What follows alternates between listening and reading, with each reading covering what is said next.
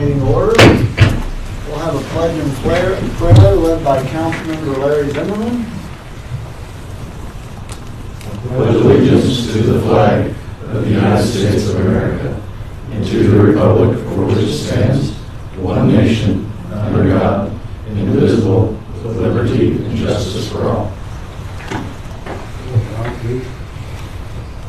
Lord, we just ask that as we get ready to make decisions for the city, that you would just look down upon us and give us the guidance and wisdom that we need to make good and wise decisions for the city. That we would always look out to those who put us in office and hear their voices as they express their concerns.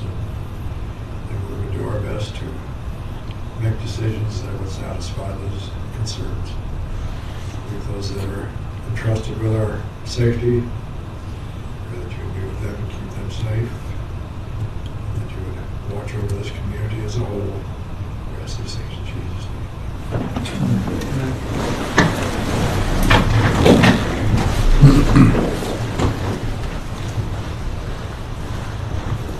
Okay, approval of the agenda. You guys have any questions on the agenda? None?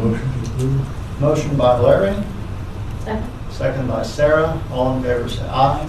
Aye. Aye. Okay. Citizen comments? Anyone want to speak? No? What about you now? Okay. Moving on. Item F, consent agenda. Let's take a look at the accounts payable.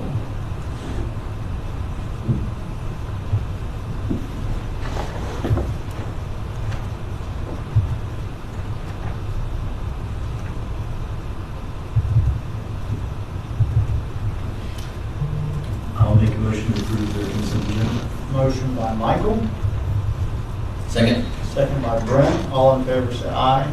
Aye. Aye. Okay. Item H1.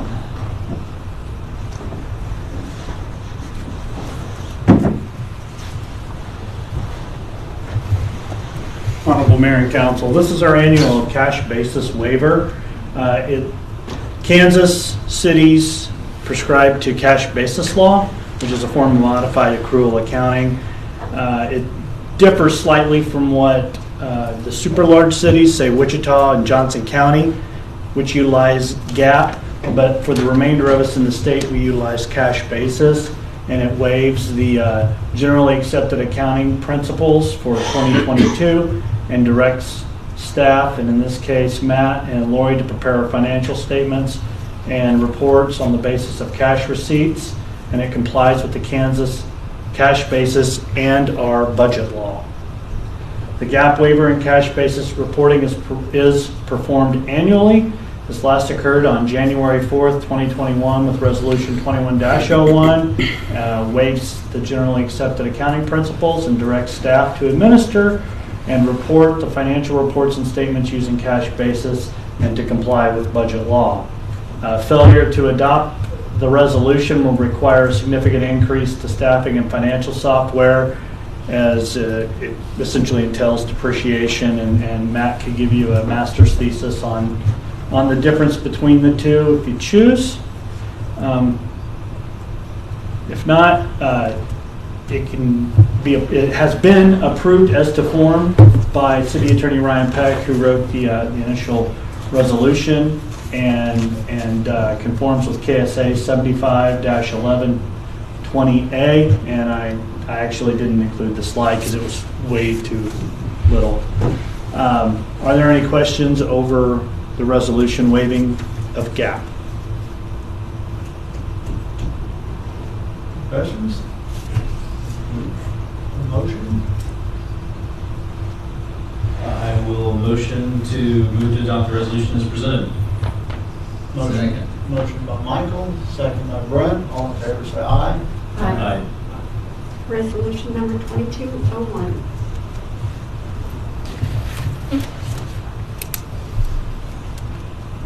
Item H2 is the 2022 appropriation resolution. It authorizes the payment of salaries, payroll, and ordinary business claims and line item appropriations. It's adopted annually since 2009, conforms with GFOA, ICMA, allows for the creation of transparency and review of the payables. It was last adopted with Resolution 2102 on January 4th, 2021. It does not modify, amend, or modify any of our current practices or policies, and it authorizes for the payment of salaries, payroll, and ordinary business items. Also ensures that all checks and claims must have at least 3 signatures from the city administrator, city clerk, finance director, and court clerk as our alternative. Claims are reviewed by the governing body each meeting under the accounts payable portion of the consent agenda. There's no cost from the passage, and the resolutions reviewed annually by the city auditor and reviewed and written by our city attorney Ryan Peck, and in consultation with the city auditor Randy Ford. Are there any questions over this annual housekeeping item that we all go through? If not, the recommendations to adopt the resolution as presented. Make the motion to adopt the resolution as presented. Motion by Larry, Second. second by Sarah. All in favor say aye. Aye. Aye. Resolution number 2202.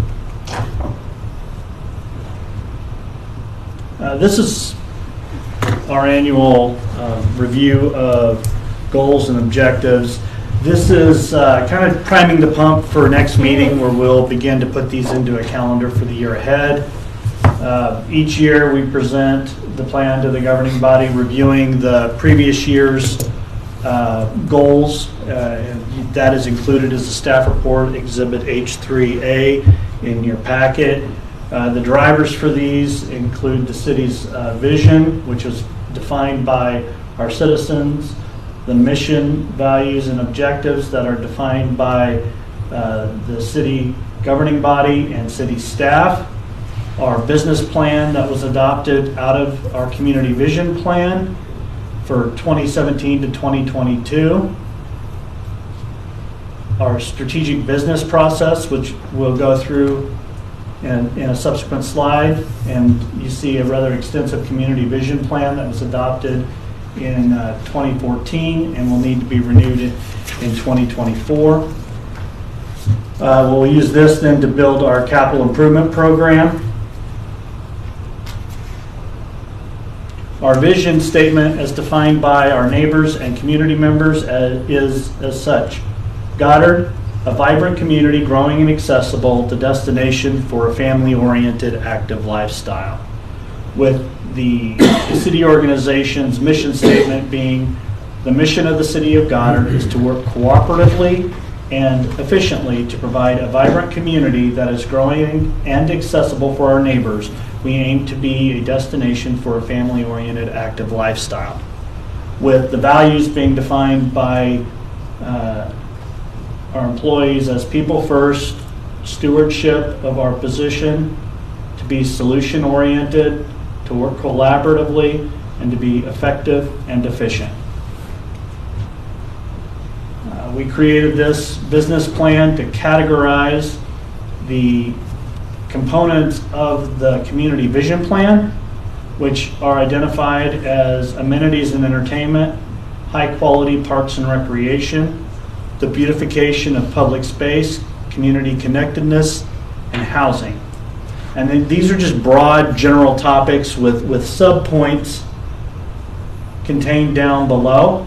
Everything from encouraging the development of the US 54 corridor and the Starbond district to business retention and expanding and maximizing our existing and possible commercial space, to creating a walkability plan, which we've already done, identifying options for the pedestrian crossing, which are going to be a constant work in progress, but which we were able to incorporate in the R-Cut project with the frontage roads for the 183rd project that will connect them all in, as well as the connector road interior will include some pedestrian pathways as well. our housing and trying to get and identify land for available growth, recruiting of mixed-use development, and initiating problem-oriented service activities and community-oriented policing. So you see, these are the general areas that we try and focus on with the photos, including all aspects of each of these components from within Goddard itself. We base all of this off of the mission and vision out of our community vision plan, the comprehensive plan for for zoning and land use. That then's how we kind of measure ourselves with department objectives and initiatives. That then we assess and utilize employee goals and objectives to further reinforce the programs that are ultimately allocated through the budget process, whether that's programs or operating budgets. And then it's just a continual feedback loop that, as you know, our saying here is we plan, God laughs. So we know that as we undertake things, priorities change, and so we need to be nimble on that. And so that's the purpose of the feedback loop. Matt, and you've seen this before in Matt's last presentation, he pulled the latest mill levies for all of the first-tier metro, which includes Andover and Butler County. You'll notice that we have the lowest mill levy at 32, with the second lowest being Keachai. We have the second lowest full-time equivalent count with 30 employees, and Keachai, which is less than 2,000 folks, having 13. So our comparable peer cities are Mays, which has 41, and the next closest would be Bel Air Valley Center, both at 42 and 52 respectively.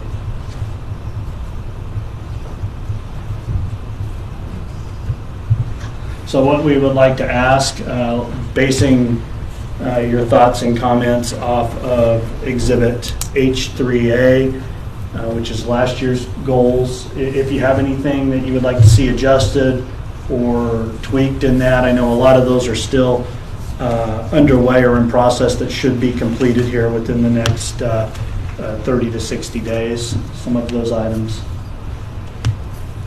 Right, there's really one thing that I think of, and that's as properties in Old Town get dilapidated, if there's any way that we could maybe have Mike or somebody look to see if there's some sort of grants available to help them revitalize their homes, or we could come up with a plan to where the land could be condemned and then resold to keep Old Town from turning into a ghost town. Yes, sir. I don't know how many of those grants and so on are available for that type of thing, but I think there are some out there. Yeah, we'll see. A lot of that is dependent upon the specific area and the low to moderate income threshold, and oftentimes if it's heavily rental occupied, they oftentimes don't qualify. It has to be owner occupied to qualify for those funds, but we'll certainly look at some rehab or rehabilitation grants or options for older properties within the community. And just to kind of recap what the general consensus for last year's priorities was the number one priority being community center with the location near Old Town. And as you know, we are actively working on a location, and I'll kind of just leave it at that, because the last time we started throwing things out, offers were being made literally the next morning before we could make a call. So we hope to have something ready to go for that. Boundary security with specific to encroachment from the east. So we'll be Also looking at discussing a possible calendar flow for some annexations, ideally by petition, but the discussion of unilateral may need to be had. The third item was beautification of public space with items such as curb appeal, beginning development of the North Park, and making certain that Means Park and Linear Park are well maintained and not forgotten about. And then growth, our economic base for both residential and commercial being expanded. And then the fifth item was utility rates. So obviously with Councilmember Zimmerman's focus, that would certainly qualify within housing and affordable housing at that. Micah, is there a platform that you're able to go on to look for specific grants? The easiest way is just to reach directly out to the Kansas Department of Commerce. They work directly with HUD, which is the federal arm of Housing and Urban Development. And we just reach out to them. We have really good contacts over there. They're very accessible. And I have a go-to contact, several of them, and they just kind of download everything that they have available, and then we have to do the sifting in-house to see if we qualify. What about, that was something that I was actually thinking about a few weeks ago, is when I go to those WANPO meetings that I sit on as a board member, other municipalities get certain grants, whether they're for infrastructure or for other things. I don't know if we're able to kind of veer off and try to see if there's other grants available that kind of suit us or something that we're able to do, but that would be kind of beneficial for us as well. And we've partnered in the past and facilitated individual residents with SCED, the South Central Kansas Economic Development, which does some of the winterization and those kinds of things for rehabilitating properties. It's been more on a one-on-one basis as we can, because again, getting the folks that qualify can sometimes be an issue, and if they're rentals, that removes them out almost immediately. Good. Sarah?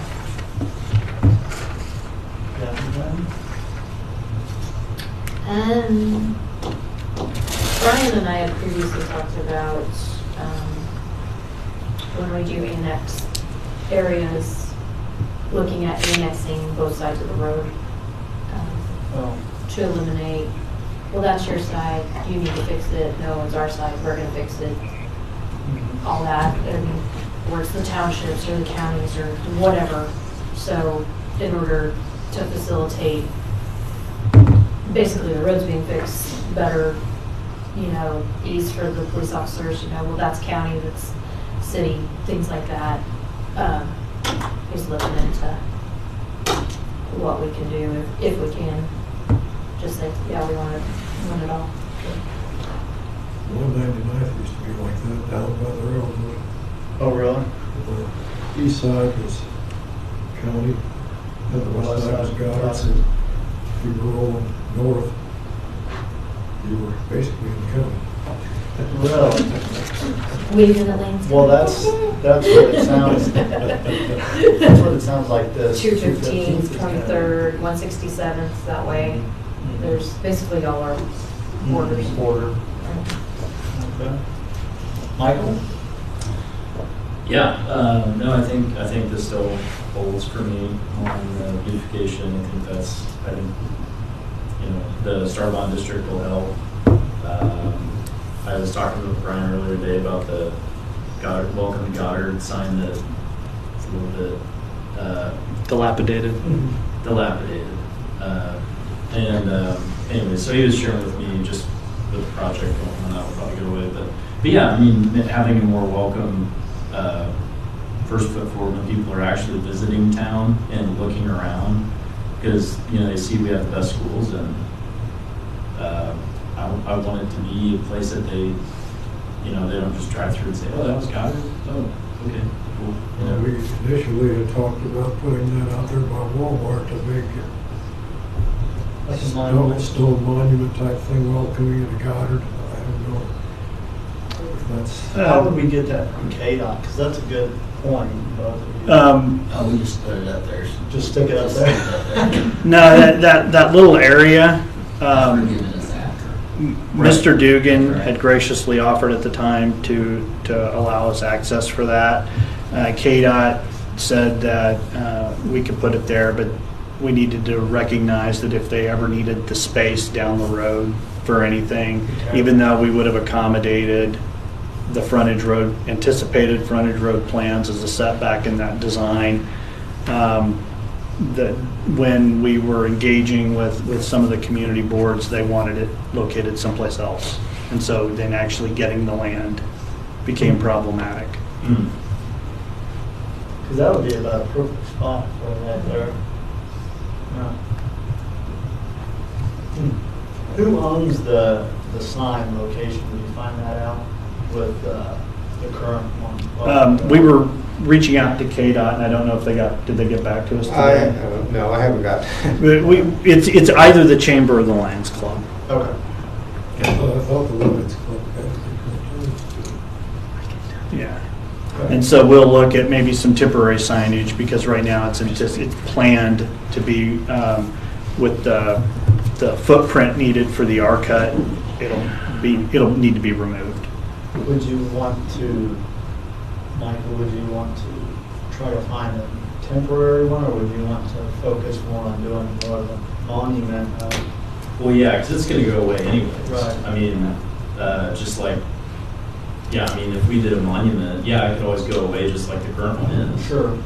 So that's just life, but I doubt much is going to change that much over the next Well, years. if they were to tear it down, I'm just thinking specifically about that KDOT location. That's only until the overpass comes in and widens everything out. That's a ways out. I'll probably be almost dead by the time that happens. So, I mean, so yeah, I mean, that's not a bad location, but we would have to go through and start that process. And a lot of it was in stone, it could be, Yeah. And with the citizen engagement process, we did get some good ideas about trying to do something smaller on the west side of town and an entryway for Main Street. Kind Yeah. Oh, man, this is really for this, didn't it? So have we heard anything about the or what is it, R-curve or? Okay. R-cut? Yeah. It's still which was 2 weeks ago, 3 weeks ago, right before Christmas. Uh-huh. I had a brief meeting with Trans Systems engineer, and the field checks are done, and now they're just at KDOT for the revision, as I understand. And Harlan, have you heard anything more? No, I think that's the last I heard too, that they sent them in to KDOT, and so they're in the review process. They were thinking it was going to be about That was June of last year, June of this year. June of this year. Yeah. And that's And generally that's gonna, that is for the bidding. crosswalk that we wanted. Am I misremembering that? I don't I think that's about the right time. I was trying to look up an email here, but I don't see it right away. I'm sorry. well, we were on that road there where Quick Trip was gonna build, that's right where that R-cut is, Yes. But we don't have any tenants identified for that area right off of. I think the R-cut's staying in existing right of way. Yeah, it's not gonna take It's not any gonna take additional any of that space. lot, I don't believe. Well, I just had a few things. I mean, we're already working on, I spoke with Brian, and you guys are aware. I think that it would be smart for the city to come up with a fee structure for new developments, tapping into existing infrastructure, how we go about, applying those fees, and we need to start those discussions so we all know how that plays out. Community center, of course, is still a big one, but, like Brian said, we're focusing on land right now. And then fixing some of the roads for me right now, right there north of Kellogg in front of Vermeer is pretty bad. And we're going to have to figure out, and I talked to you about that over there, Brian. Yeah. So those are just three of my big things. Nothing too dramatic. I think one of the big things that we accomplished last year was the refinancing of the wastewater treatment facility. So that was the big one. And I'm pretty sure we can accomplish these things this year. So other than that, that's all I have. Anything else, guys? As we renew these goals, are we wanting to have another community type Yeah, get together? or- that will be when it's time for a new vision plan. So we'll be coming back in 2023 for the, I went the wrong way, sorry. For the community vision plan that we adopted in 2014. It's a 10-year plan. So in 2023, we'll essentially develop a new one with the same approach where, Maybe we could have a meet and greet or something, and put it on the water bills, so whoever wanted to come. Give us input on what they want. yeah, I do want to, as I had shared previously, you know, there was a period of time where I would continually say, we can do anything, but we can't do everything. We need to make certain that because of our current obligations and what we know our needs are going to be, we don't want to overpromise or get folks thinking that things can happen within, say, 2 to 3 years, when we're looking at more of a 2 to 5 and a 5 to 10. And so that's the one thing that I would just caution against is right now, we need to make sure that we're fiscally prudent and that we're not over obligating ourselves so that we don't overpromise and then have to have a property tax increase to cover costs, unless, of course, that's what the community or the council would want. Especially if they actually are going to do away with the food tax. Well, I mean, and that was something that I know was brought up during citizen discussions, and I decided to let that go. But as far as what we have known, and I spoke when that announcement came out, the Secretary of Commerce, the Lieutenant Governor, called us directly, all of the Starbond communities, to say, here's kind of what is the gist of the bill or what they're anticipating. Of course, it can be changed once it hits the legislature, but state, and that only is affecting the state, not cities and counties. So the local sales taxes would still be in place. And then if there's debt obligations, obviously they understand that there's going to need to be some sort of compromise on that, because you've got communities that have obligated debt based upon that revenue stream.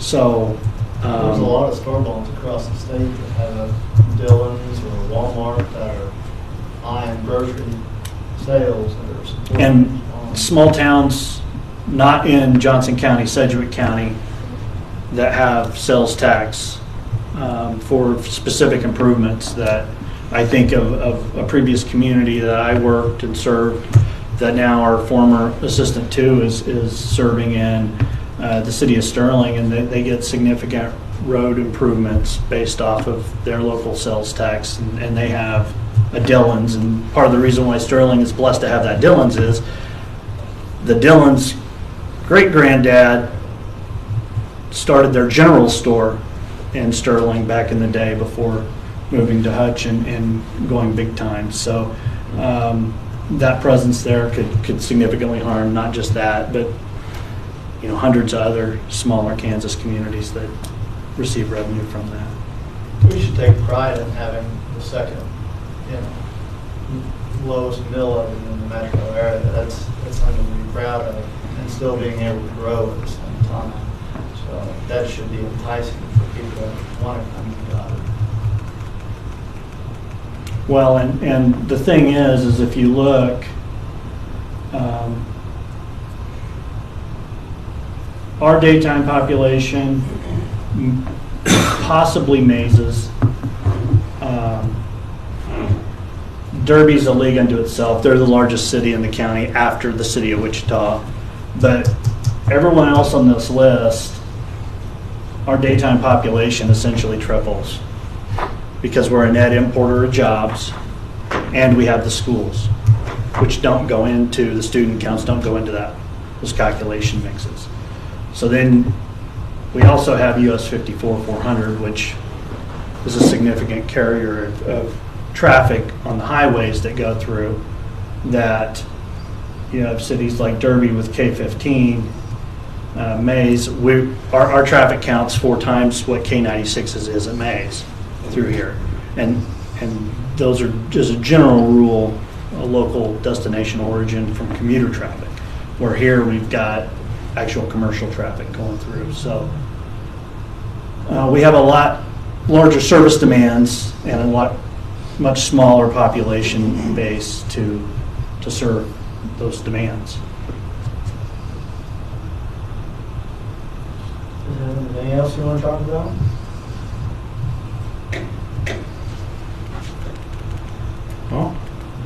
We'll come back at the next council meeting with a quarterly plan to begin to kind of tick off some of these with action item milestones.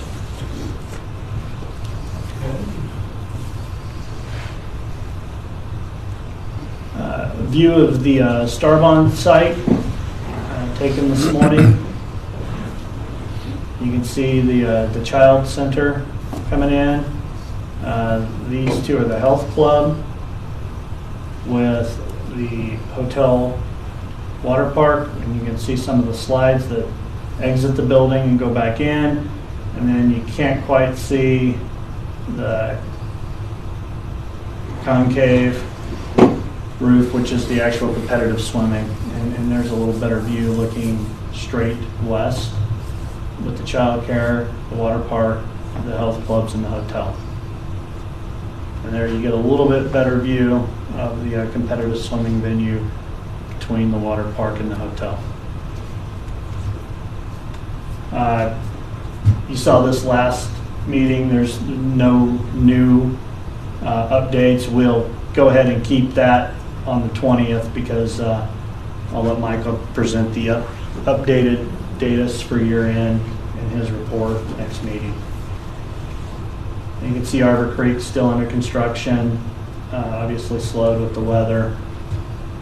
Folks are working on some flat work in the basement there. Clover Leaf, 54% filled. We're expecting phase 3 hopefully sometime this year. Looking back to the north, some of the foundations currently underway. Looking back to the south with Kellogg in the distance.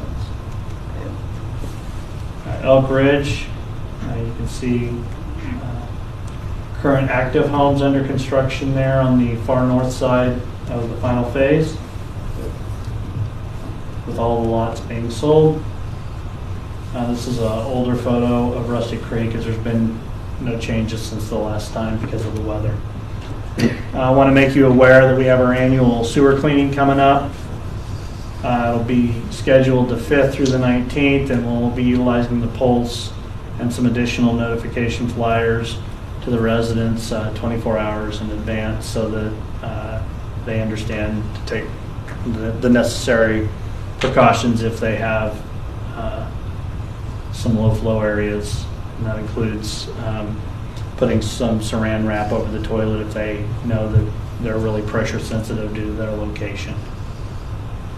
But it'll be capturing this very southwest corner of the Seasons, our Kellogg commercial district there, and then getting into Autumn Blaze and Hopper, which this is our main line, sewer line that goes west to 215th and then goes on into the sewer plant.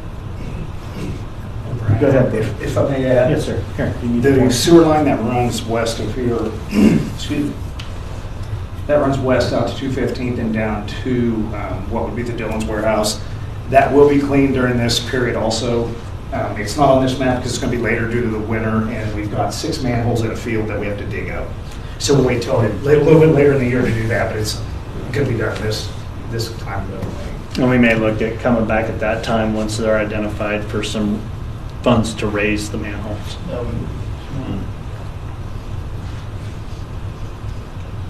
The snow route, just to kind of keep this at the forefront, you know, we get constant weather briefings from the Weather Service and through Sedgwick County Emergency Preparedness. And I wanted to commend Public Works and our police department for the work that they put in. Our communication between the police department and Public Works, once the road conditions became hazardous in the overnight hours, worked really good. The first crew reported at 4 a.m. with follow-ons around 5:30, and then everyone was out and about once the sun come up. Brooke, did you have anything to add to that? No, the crew did a really good job. Everyone, regardless of it being the holiday, they were ready to go. I called them first two at 5:30, the other two, as Brian said, a little bit later. They came in, worked most of the day, and they did a heck of a job.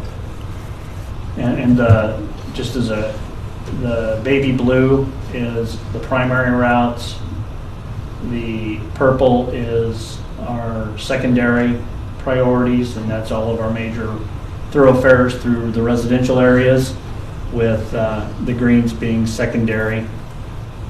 So that's kind of the level of our priorities. So as the snow or you know, storm intensifies, then we'll slowly pull the folks that are working on the green back onto the purple, and the folks that are on purple back to the blue.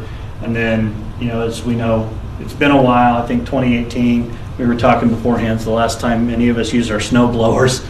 So, but the last time that happened, we were pretty much doing all we could do to keep the arterials free and clear. But with the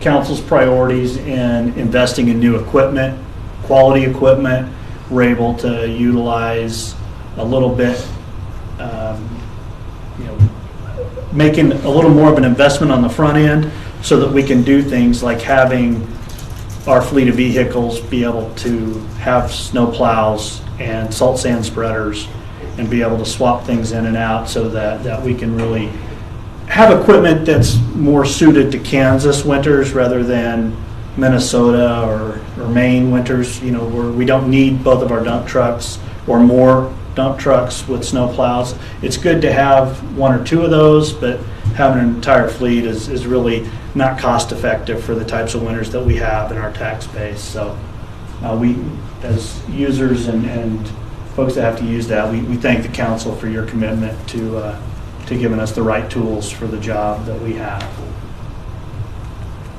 We also, I do want to point out, I just sent another email, we're watching for the possibility of some weather coming in on Thursday. So we're not expected to get, it's less than an inch with a 30% possibility right now of 2 to 4, so worst case scenario. With, of course, it being after the frigid weather through Friday, it's going to be in the 50s Sunday. So again, mostly gone 2 days later. But one of the things that we understand, it's about $2,600 for us to brine the city streets and to cover staffing costs. So if we save, the average deductible is $1,000, especially when you have teenage drivers. So if we prevent 3 accidents, we've more than paid for ourselves with the application. So we'll always, as a general rule, watch the forecast, and as you know, if it's to err on the side of caution, if we think there's a possibility or a probability of something occurring, we'll go ahead and put the brine down. But if we know that it's not likely or probable, then we won't. And there's been instances where Wichita has and we haven't. And we have, and Wichita hasn't. But we also do take the time to call the Weather Service directly, and they're kind enough to speak with us and brief us all. on the situation. So, some upcoming items that we have planned. We'll have quarterly reports at the next council meeting. We'll have the Tanganyika Wildlife Park final plat.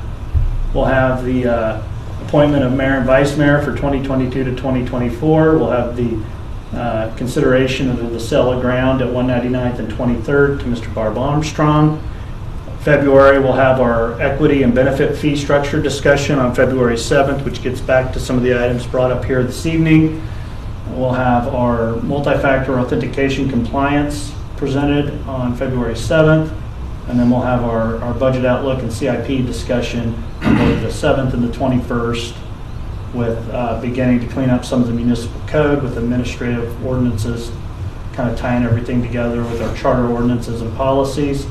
We'll have a community center update discussion on the 21st, and we'll also have sign regulation discussion on the 21st as well.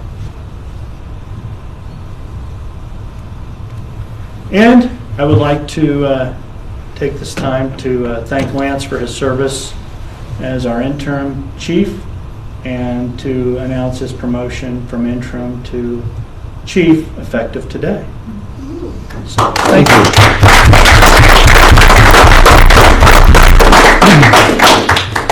And with that, I'll put your new badge on. And we'll let your wife pin your rank on you later at the next meeting. Oh, I'll give you those and I'll take that.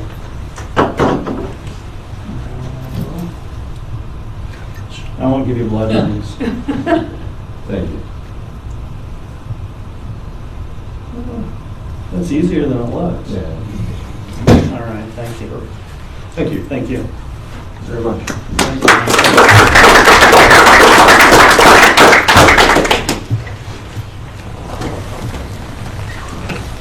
Okay. That all you got, Brian? Yes, sir. Thank you. You have anybody comments, Larry? What do you have? Congratulate Lance. Just encourage him to continue on the work that Fred did by trying to bring people up in within the organization to fill the slots. Try to encourage him to stay focused on community policing. Will do. Thank you. Sarah? I want to thank Public Works for getting it done this weekend. I wasn't here, but I heard they did a good job. Congratulate Lance, thank you, and my dad will be proud. Okay. Michael? Yeah, congratulations on the promotion. Same thing for Public Works. And yeah, I'm excited for 2022. You know, new year, fresh sheet of paper.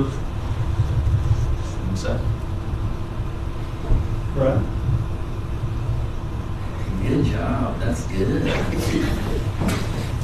See you next weekend though, right? You come to Cars for Charity car show, Where's that going to be? Century Keith. I'll have to look into it, yeah. Okay. I'm good to see Doug back there in the back, Planning Commission, right? Yeah. Good to see him in our meeting. Library, yeah, we're good to go. Hope everybody had a good New Year.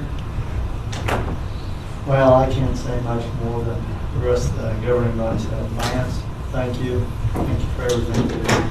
You work hard for the city of God, and we appreciate it. So, Public Works, thank you guys. You do the exact same. So, I know we have an executive session we have to go into. So, I have a motion.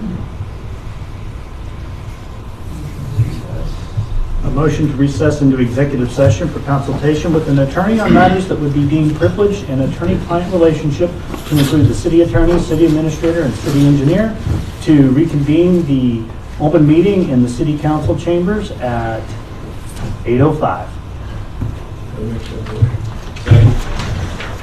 Motion by Larry, second by Michael. All in favor, say aye. Aye.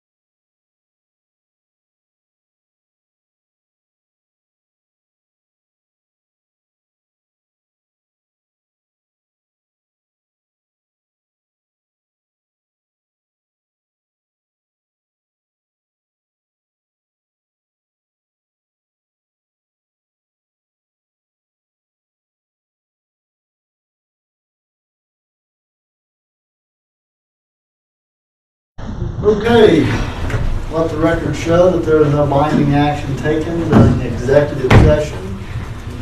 Do I have a motion to adjourn? So motioned. Motion Second. by Sarah, second by Brett. All in favor say aye. Aye. Aye. Michael? Aye, adjourn.